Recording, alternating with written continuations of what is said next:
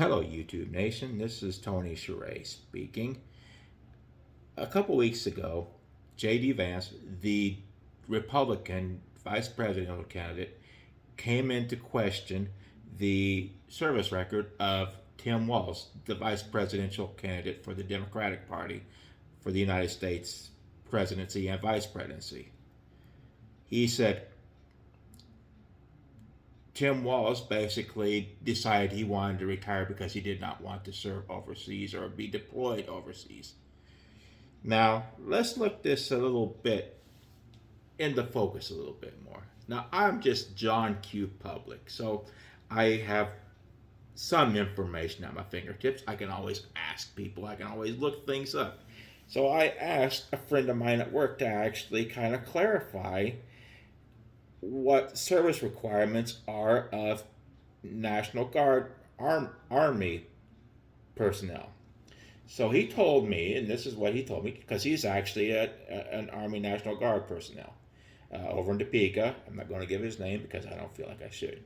So anyway, he told me that each individual person actually signs up for 6 years of service, and he can reinstate himself for another 6 years. After 20 years, you can actually retire out and actually get a pension from your state to act from the National Guard. All right? So at the time that Tim Walz retired, he already had 24 years in. So that's 1, 2, 3, 4, 6 different reinstatements of his service to the National Guard. And he had already been over 4 years over his retirement quota. Now, at the time that he actually retired, he had the rank of Major Sergeant or Sergeant Major, or whatever one you want to call it. So I asked this young gentleman at work, I said, if he were to be deployed, being a Sergeant Major, what exactly would he have been doing overseas, being with this rank? So he said, well, he's already over 20 years old, or 20 years in the service. He already has a Sergeant Major. At worst, all he would be doing is shoveling paperwork for the National Guard and Army or whatever they needed him to do. There would be no way that he would actually be serving in the line of fire, giving his age, giving his rank, and the fact that,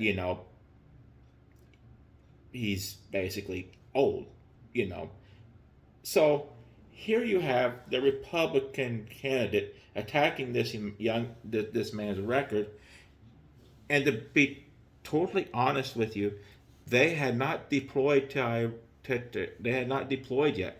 They had about another 6, maybe 9 months before they actually deployed. So he had it in his rights to actually retire, to actually do something else other than being in the Army National Guard.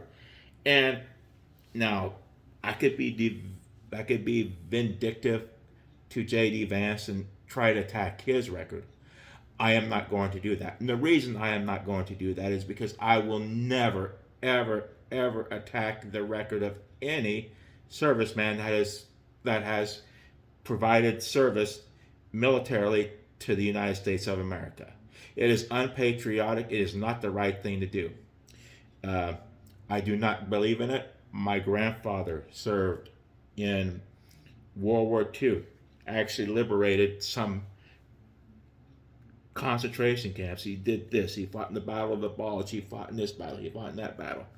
I do not question any story that he's ever told me about his service to the Army. Never, and I never will. It's a wrong thing to do. They have given of themselves, of their body and of their soul and of their mind to serve our country. We deserve every bit of respect that we can give to them. So you will not see me disparage J.D. Vance at all. If I could, I'm not going to. I'm not going to because I don't believe it's the right thing to do. I don't think it's the right thing for him to do. I think he should actually say, Sorry, Tim. I made a mistake. This is something that we don't do, and do not do it again. So that's all I have to really say about this. So I just wanted to actually kind of clear the air of what I found out and what actually transpired in this young man's uh, military record to actually have him retire when he did. I don't think it was opportunistic that he wanted to retire after 24 years. I think he did his bit for God and country, and that's all I want to say about that. Thank you.